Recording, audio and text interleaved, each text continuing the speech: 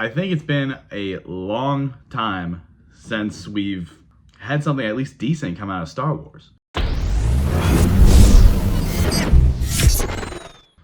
We had a show come out from Star Wars, right? Skeletoncrew. Is it actually good? Some would argue we haven't had anything great in a while. Like, I know a lot of people didn't love Ahsoka. I really liked Ahsoka. I just think the ending was a little sloppy. Acolyte, I did not like at all. Maybe I had like a couple things that I thought were pretty decent, but Skeletoncrew, I think, is the best thing we've had since, say, Andor Season 1.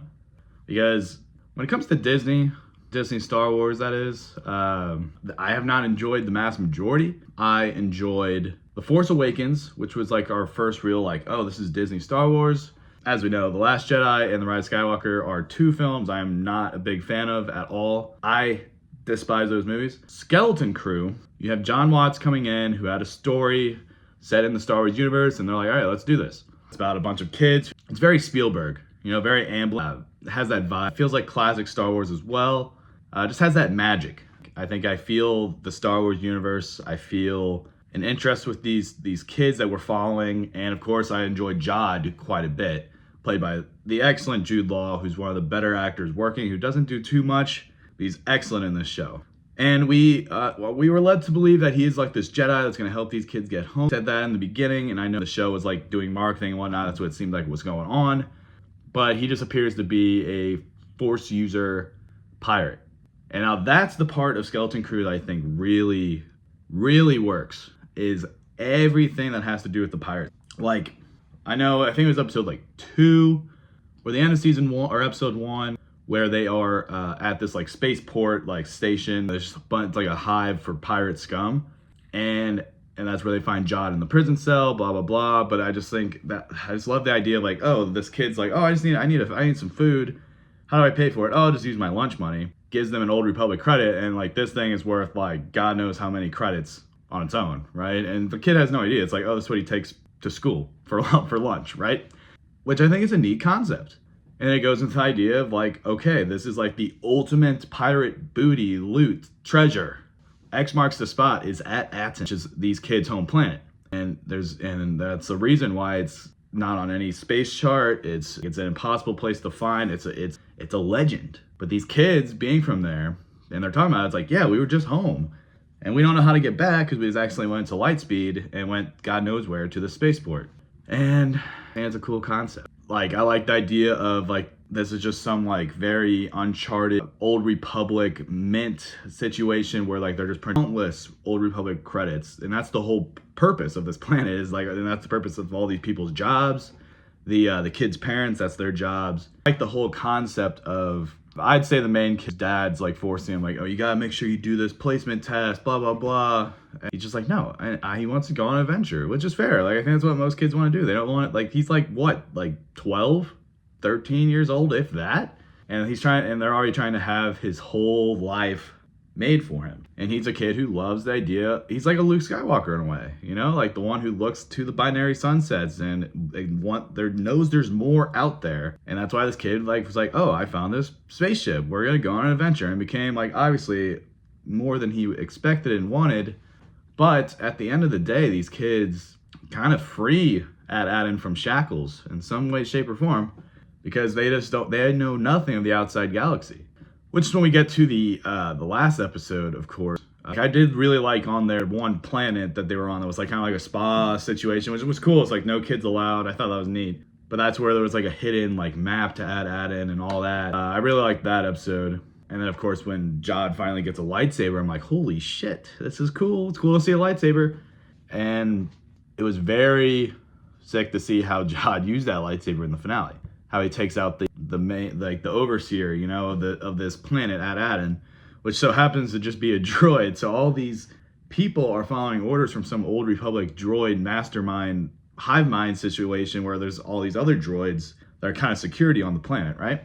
And I really like this one sequence in the finale, because I'll talk about the finale specifically right now. The overseer is questioning Jod. Like, are you this Republic embassy individual, or are you a Jedi? Because you can't be both, because last I heard, the Jedi are outlawed. And sure, maybe Jod could have actually, filled in on some history where it's like, oh, guess what? This is after Return of the Jedi. So it's the New Republic now. And maybe Jedi aren't a big thing because you only really have Luke and maybe Leia at this time. Or if Ben's training. But Luke has maybe like a very finite amount of Jedi. So yeah, sure, they're not in like the public mind yet. But I would say they're not outlaws anymore because the Empire's done who to basically put that law forward. But I digress. I still thought it was pretty cool, though, to see him whip out that lightsaber. Of course, with the classic noise of a lightsaber. I mean, you gotta love that noise. Kills this droid master machine thing on AT-AT. It's a cool sequence. And, like, that's the thing about Jude Law. Like, I will say, he became truly menacing in this show towards the end, where I was like, wow, I'm shocked he just didn't murder any of these kids. But, I mean, at the end of the day, he seems like he just wanted these credits, but then again, he eventually wanted to be like the new leader of AT-AT. And I wouldn't say he's a very redeemable person, but at the same time, I don't think he is absolute scum individual. He did help these kids ultimately get home, and he wanted his payment, but he took it into the ultra extreme. But it is what it is. But yeah, Skeletoncrew, is it actually good? Yeah, I would say it is, because each and every episode I'm like, yeah, maybe it wasn't like perfect Star Wars, but it was nice. It was just a nice show to just sit back, watch, enjoy being in this galaxy again, having some sick pirate shit in there as well. And it's a fresh story.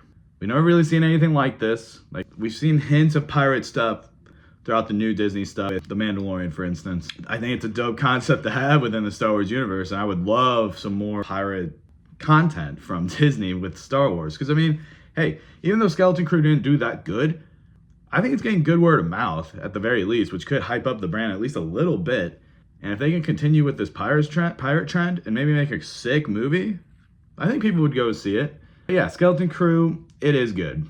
I would recommend it if you're a Star Wars fan, because I think you get that feel of Star Wars, which I haven't had in a long time. Because The Acolyte, I feel like I was just watching each episode just to watch it, be like, all right, it's Star Wars, let me watch it so I can maybe make a video or do the afterthoughts.